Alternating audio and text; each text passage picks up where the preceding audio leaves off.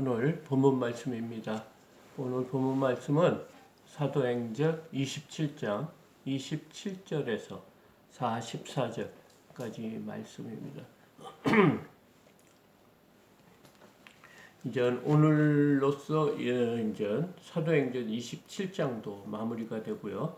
또 이제 28장 한 장만 남았습니다. 지금 바울은 지금 로마로 향하는 배에 타 있었습니다. 그동안 많은 고생을 했죠. 바울이 이 바울의 전도 여행이 한 하루 우리가 보는 것처럼 뭐 1년 안에 이루어진 게 아니고요. 이 1차, 2차, 3차 로마까지 이어지는 모든 일정이 한 15년에 걸쳐서 이루어진 것입니다. 그래서 이 기간 동안에는 하나님이 어디 우리의 그 바울이 그 전도에 행로되는 그 지역을 이렇게 다닌 것을 중점적으로 했고 이 15년 동안 하나님께서 바울에게 베푸신 은혜 또 1장부터 11장까지는 베드로를 사용해서 하나님께서 또 유대인들에게 복음이 전해지는 이런 일정을 이렇게 계속 보여주고 있습니다.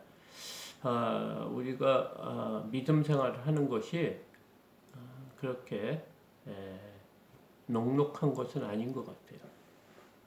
이게 하나님을 믿고 이렇게 산다는 것이 우리의 힘으로는 아마 도저히 어렵고 힘든 것이 아닌가 생각합니다. 특히 바울의 삶을 통해서 보면 얼마나 우리의 인간적인 눈으로 보면 정말 험하고 어렵고 고난의 세월일로 이렇게 볼 수 있습니다. 그러나 하나님의 눈으로 보면 이 바울이 복된 자라고 복된 사람의 삶이라고 지금 우리에게 말하고 있는 것 같습니다. 오늘도 많은 힘들고 어려운 역경이 있지만 바울을 하나님께서 어떻게 사용하는지 그 사용하는 것을 보고 우리가 믿음이 더 굳건해졌으면 합니다. 이 땅에 우리가 편안함이나 즐거움이나 안위나 이런 삶보다 우리가 누구나 맞을 수 있는 죽음 앞에서 죽음 뒤에 있는 삶을 준비하는 자가 어떤 삶을 살고 있는지 오늘 또 보겠습니다. 37절입니다. 27절입니다. 열 나흘째 되는 날에 밤에 우리가 아드리아 바다에서 이리저리로 쫓겨가다가 자정쯤 되어 상공들이 어느 육지에 가까워지는 줄을 짐작하고, 그러니까 로마로 이렇게 가기 위해서 지금 미항이라는 그레데 섬에서 이렇게 출항해가지고 가는데 갑자기 돌풍이 불었죠. 지금 같으면 뭐 폭풍 같은 거죠. 뭐 태풍이 일 수도 있습니다. 이런 시간이 며칠째 계속됐냐면 열 나흘째 됐다고. 14일 동안 2주 동안 이런 폭풍 속에서 지낸 겁니다. 그러면서 그때 이제 밤이 되는데 그들 중에 선원일 것 같습니다. 이 지중해를 많이 항해하는 선원들이 아마 이 근처에 육지가 있을 것 같다. 이런 직감을 한 것 같아요. 그래서 이제 그들이 28절을 보니까 물을 재어 보니 20길이 되고 조금 있다가 다시 재니 15길이라. 그래서 이제 닻을 내려가지고 이제 길이를 이렇게 물의 수심을 이렇게 체크했는데 그게 20길이라는 거면 한 36m 정도 되는 거죠. 굉장히 깊은 거죠. 그리고 조금 있다 이렇게 재니까 15길, 한 27 정도 된다고 합니다. 그래서 그들이 이제 그 정도 돼도 암초에 걸릴까봐 29절에 고물로 단 넷을 내리고 날이 세기를 고대하니. 그러니까 고물이라는 것은 배 뒤쪽을 말합니다. 배 뒤쪽에서 단 넷을 내렸답니다. 그 갈고리 같은 거 있잖아요. 그 배가 정착할 때 그 바닥에 고정시키는 갈고리 같은 것을 4개 내리고 날이 세기를 고대했다니까. 어두울 때 잘못하면 암초에 걸려서 배가 깨질까. 이렇게 해서 지금 날을 세기를 고대하고 있는데 30절 사공들이 도망하고자 해요. 이 물에서 닷을 내리는 채하고 거룻배를 바다에 내려놓고는. 그러니까 배를 이렇게 움직이는 사공들이, 배에서 일하는 사람들이 이 사태가 어려울 것 같고, 이 배가 이렇게 항만에 아니면 그 육지에 대기가 굉장히 어려울 것 같으니까 이물에서 닻을 내리는 채하고, 그러니까 이물은 배 앞쪽을 말하는 건데요. 그쪽에서 또 배 뒤쪽에서 내리는 것처럼 닻을 내리는 채하고 도망가려고 한 것이라고. 그러니까 그 어떻게 도망가냐면 거룻배, 구명정을 배 옆에 달려있는 그 구명정을 이렇게 내려놓고자 했다고 합니다. 그것을 이제 감지한 바울이 31절에 바울이 백부장과 군인들에게 이르되 이 사람들이 배에 있지 아니하면 너희가 구원을 얻지 못하리라 하니. 바울이 그거를 안 거예요. 그래서 지금 백부장하고 군인들한테 이런 얘기를 해요. 이 배에서 탈출하는 사람은 생명에 위험이 있고 죽을 수 있다. 이런 말을 하니까 32절에 이에 군인들이 거룻줄을 끊어 떼어 버리니라. 지금 바울은 죄수의 몸으로 이렇게 지금 배에 있는 것입니다.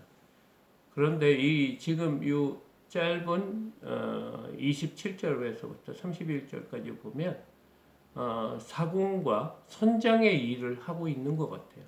어려움이 있고 지금 사람들이 다 자기 혼자 살려고 하는 그런 마음이 있죠. 누구나 있죠. 어려울 때. 그런데 지금 바울은 백부장과 군인들에게 이르되 지금 지시를 하는 거예요. 만약에 이 배에서 떠나가는 사람들은 아마 구원을 받죠. 구조되지 못하고 생명을 잃을 거라 이런 말을 하니까 32절에 이에 군인들이 거룻줄을 끊어 떼어버리니라.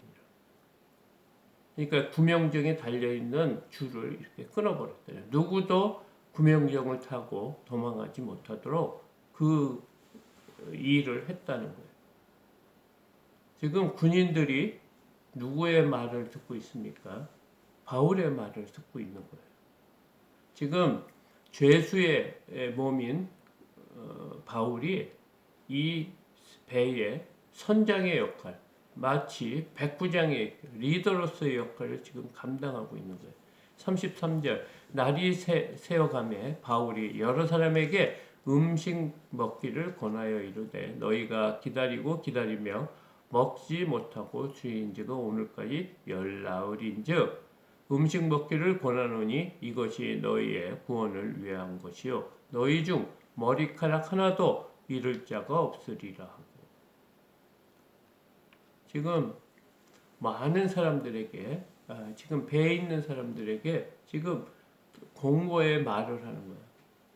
너희가 지금 열나흘 동안 파도와 또 태풍과 이렇게 고투를 하며 지금까지 왔는데 먹지도 못했다는 거예요. 그 먹지 못한 날이 열나흘이 됐다. 얼마나 고통스러운 시간이겠습니까? 이 지중해 안에서 그 바다에서 폭풍은 치고 비는 오고 바람은 불고 배는 흔들리고 날씨는 어둡고 이런 초조하고 불안한 때 지금 바울이 그 여러 사람에게 지금 권면을 하고 있다고 합니다. 너희에게 필요한 것은 지금 먹는 것을 먹어야 된다는 거예요. 그래야지 너희들이 살 수 있다고 지금 바울이 그들에게 소망을 주고 정말 갈 길을 몰라 우왕좌왕하고 있는 그들에게 구원의 말씀을 하고 있는 겁니다. 그러면서 그 바울이 떡을 가져다가 35절 모든 사람 앞에서 하나님께 축사하고 떼어 먹기를 시작하며 그들도 다 안심하고 받아 먹더라. 지금 바울이 그들 배에서 복음을 전하는 자로서의 역할을 다 하고 있는 거예요. 그래서 그가 떡을 가져다가 모든 사람 앞에 이렇게 놓고 하나님께 축사하고 떼어 먹기를 시작하며 그들도 다 안심하고 먹었다고 합니다. 지금 이 광경은 성만찬하는 예수님께서 떡을 떼어 제자들과 성만찬하는 모습과 거의 동일합니다. 그러면서 이 성만찬은 무엇을 뜻합니까? 우리를 구원해 주신 예수 그리스도를 상징하는 겁니다. 지금 다른 말로 보면 하나님께 예배 드리는 것과 같은 모습으로 지금 바울이 지금 이 복음을 전하고 있는 것입니다. 그러니까 37절에 배에 있는 우리의 수는 전부 276명이라. 276명이 모두 하나님이 지금 베푸신 성만찬에 참여하고 있다는 거예요. 그래서 38절에 배부르게 먹고 밀을 바다에 버려 배를 가볍게 하였더니 39절 날이 새매 어느 땅인지 알지 못하나 경사진 해안으로 된 항만이 눈에 띄거늘 배를 거기에 들여다 댈 수 있는가 의논한 후에 이런 일을 하나님 앞에 또 성만찬에 이런 일을 하고 있으니까 그 배가 어느새 어떤 해안가에 왔다는 거예요. 그런데 이 안에 있는 모든 사람들이 어떤 마음이 들었겠습니까?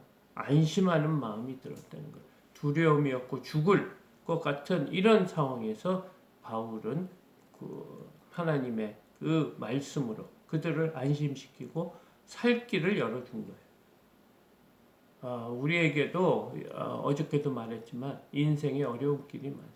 우리의 힘으로 해결할 일이 얼마나 많은지 모릅니다. 그때마다 위험하고 어려움이 당할 때 우리는 하나님 말씀을 기억하고 주님의 말씀을 붙잡으라는 거예요. 이 땅에 이 어려운 상황에 해야 될 일이 얼마나 많습니까? 자기만 살기 위해서 구명정을 내리고 뛰어내려서 이 기회를 모면하려고 자기만을 살려고 하는 사람이 있고 누구도 어떤 방향으로 얘기하는 사람이 없어요. 근데 바울은 모든 사람을 위해서 먹을 것을 주고 그 먹는 것 앞에서 하나님께 축사하고 떼어 먹기를 시작. 하나님께 먼저 하나님을 인정케 하죠. 살아계신 하나님을 이들에게 지금 전파하고 있는 거예요. 이들이 왜 바울의 말을 듣습니까? 바울이 이 배를 타고 그들에게 이 얘기한 일이 전부 이루어졌기 때문에 그래요. 바울이 그들에게 언변이 좋아서 또 어떤 사회적으로 지위가 높은 게 아니고 바울은 죄수의 몸입니다. 그런데 자연스럽게 배 안에 있는 사람이 바울의 말에 순종할 수 있도록 성령님께서 역사하십니다. 바울에게 미리 이 배의 그 형편을 얘기해 줬어요. 이 항해는 굉장히 어려운 항해가 될 것이다. 그래서 이 미항에서 출항하지 않고 지냈으면 한다 하지만 그들의 선주와 또 선장의 의견을 때문에 출항을 한 것입니다. 하나님께서는 믿음의 사람 바울을 이렇게 죄인의 몸이지만 이곳에 선장으로서 마치 백부장 같은 일을 지금 시키고 있는 거예요. 이 배에 탄 276명은 지금 일제히 백부장과 군인들과 선장과 선조들 모두 함께 바울의 말에 귀 기울이고 순종하는 것을 알 수 있습니다. 40절입니다. 닻을 끊어 바다에 버리는 동시에 키를 풀어 늦추고 돛을 달고 바람에 맞추어 해안을 향하여 들어가다가 두 물이 합하여 흐르는 곳을 만나 배를 걸매 이물은 부딪혀 움직일 수 없이 붙고 고물은 큰 물결에 깨어져 가니. 지금 해안에 닿기 위해서 지금 이 배를 이렇게 항해하고 있는데 어려운 거예요. 그래서 앞쪽도 부딪혀, 배 앞쪽도 부딪혀 움직일 수가 없고, 또 고물, 배 뒤쪽도 물결에 깨어져 가니. 그러니까 바울이 예언을 했지 않습니까? 배와 화물, 그 실었던 모든 그 곡식을 운반하는 선이었거든요. 애국배에서부터 로마까지. 그러니까 모든 밀은 다 버리고 배도 깨어지지만 너희의 머리털 하나까지 하나님께서 지켜주신다고 그랬어요. 상하지 않는다고 했어요. 그것처럼 지금 배가 다 깨어지고 있는 거예요. 그래서 42절에 군인들은 제수가 헤엄쳐서 도망할까요? 그들을 죽이는 것이 좋다였으나. 이 혼란한 때 지금 제수가 도망칠 수 있다고 판단한 거예요. 그래서 군인들이 먼저 그냥 제수를 도망가지 못하게 죽이고자 하였다는 거예요. 그러나 43절에 백부장이 바울을 구원하려 하여 그들의 뜻을 막고 헤엄칠 줄 아는 사람들을 명하여 물에 뛰어내려 먼저 육지에 나가게 하고. 44절 그 남은 사람들은 널조각 혹은 배 물건에 의지하여 나가게 하니 마침내 사람들이 다 상륙하여 구조되니라. 지금 배에 있는 사람들은 육지에 다 도착했다. 한 사람도 생명을 잃은 사람이 없습니다. 군인들이 잘못 판단해서 죄수가 도망갈까 해서 죽이고자 하였으나 백부장의 마음을 또 하나님께서 돌이켜서 죽이지 말라고 했던 거예요. 그 이유가 뭡니까? 바울을 살리고자 했던 그 마음 때문에 그 명령을 하지 않은 겁니다. 그리고 모든 사람은 지금 어느 섬인지 모르지만 도착했다고 합니다.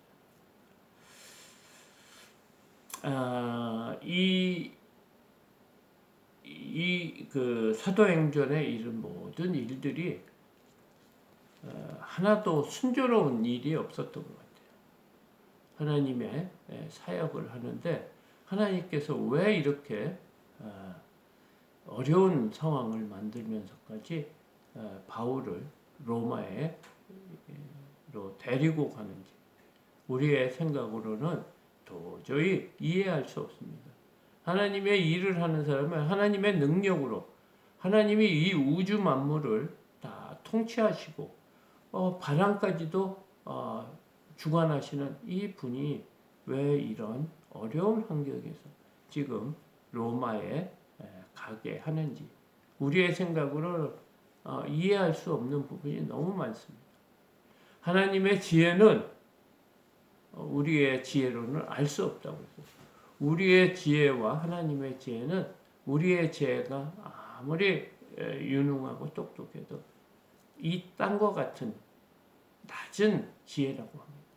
그런데 하나님의 지혜는 우리가 이해할 수 없고 아주 높은 수준의 하늘과 같은 지혜라고 합니다. 이 땅에 이와 같이 우리의 삶 속에도 알지 못하고 깨닫지 못하는 어려움이 올 수 있습니다. 그럴 때 우리의 생각을 의지할 것이 아니고 우리의 생각대로 남이 지금까지 살아온 사람들의 경험대로 살 것이 아니라 오로지 주의 말씀을 의지하라는 거예요. 지금 바울은 15년 동안 이것도 1, 2년도 아니고 15년 동안 변치 않는 믿음을 지니고 있는 거예요. 그냥 우리처럼 이 바울의 삶에 비하면 우리의 삶이 얼마나 편합니까? 우리가 이렇게 주의 이름을 증거하기 위해서 이렇게 죽음의 위험까지, 파도의 위험까지, 동족의 위험까지 이렇게 당하면서 지금 믿음 생활을 하고 있습니까? 그렇지 않죠. 우리는 이 바울의 삶에 비해서는 너무너무 좋은 환경입니다. 지금 죽음이 눈앞에 있지 않습니다. 지금 바울과 276명은 바로 이 14일 동안 죽음이 바로 눈앞에 있었던 거예요. 이 환경은 누구도 우리를 구원의 길로 인도할 사람은 없어요.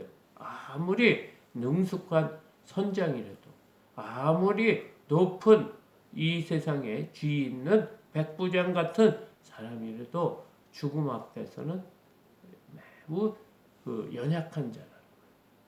이 죽음 앞에서 담대한 사람은 오직 믿음을 갖고 있는 하나님의 사람밖에 없는 거예요. 왜냐하면 이 죽음 뒤에 영원한 삶이 있다는 것을 지금 깨우쳐 주기 위해서 담대하게 죄인들 앞에서 또 백부장 앞에서 이 276명 앞에서 하나님을 증거하고 있다. 하나님을 증거하는 일이 우리의 생각처럼 복음을 전하, 우리가 저가 하는 것처럼 이렇게 성경 말씀을 전하는 것으로만 이루어지는 게 아니라 여러 환경을 통해서 하나님이 함께 하신다는 것을 지금 바울은 믿고 의지하는 거예요.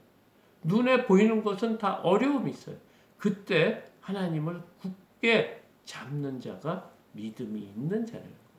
그래서 이 땅에 살면서도 두려워하지 않고 무서워하지 않고 하나님의 말씀에 순종하고 오로지 하나님을 의지하는 신실한 믿음이 있음을 지금 바울을 통해 지금 증거하고 있습니다.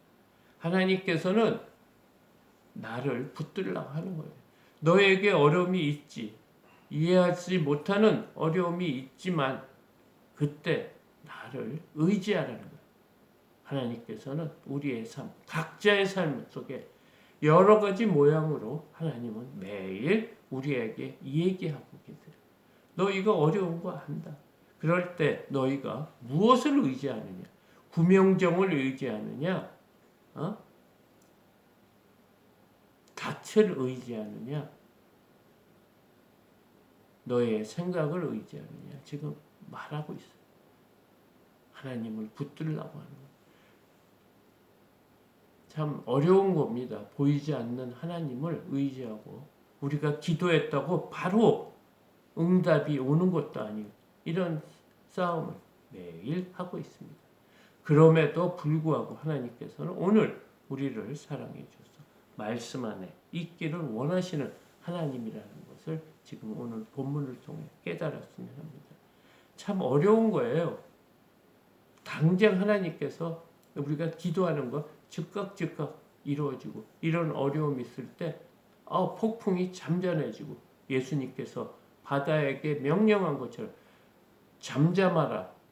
이럴 때 폭풍도 잠잠해지면 얼마나 좋겠습니까? 그들에게 더 하나님을 증거하는데 더 좋을 것 같은데 지금 우리는 하나님의 뜻을 알 수가 없어요. 우리가 해야 될 일은 오로지 이런 환경에서 주님을 붙드는 일이라고 오늘도 말하고 있습니다. 사도행전은 성령이 함께 하신다. 우리와 하나님이 어떻게 동행하는지 이 동행하는 일이 이런 것이라고 지금 말합니다. 하나님을 더 의지하는 저와 여러분이 되기를 원합니다. 우리의 형편과 어려운 상황 많이 있어요. 흔들려요. 이 말씀을 듣고 또 현실에 이렇게 맞닥뜨리면 흔들릴 수밖에 없어요. 그러나 그럴 때 예전처럼 그냥 세상에 내 생각에 몰입되는 것보다 그래도 하나님의 말씀을 기억 하나님 앞에 한번 의지해 볼까 그런 믿음이 생기는 생각이 생기는 것 그 자체가 우리의 믿음이 지금 자라난다는 것을 알기 바랍니다. 오늘도 주의 은혜가 여러분의 삶에 넘치시기를 축복합니다. 감사합니다.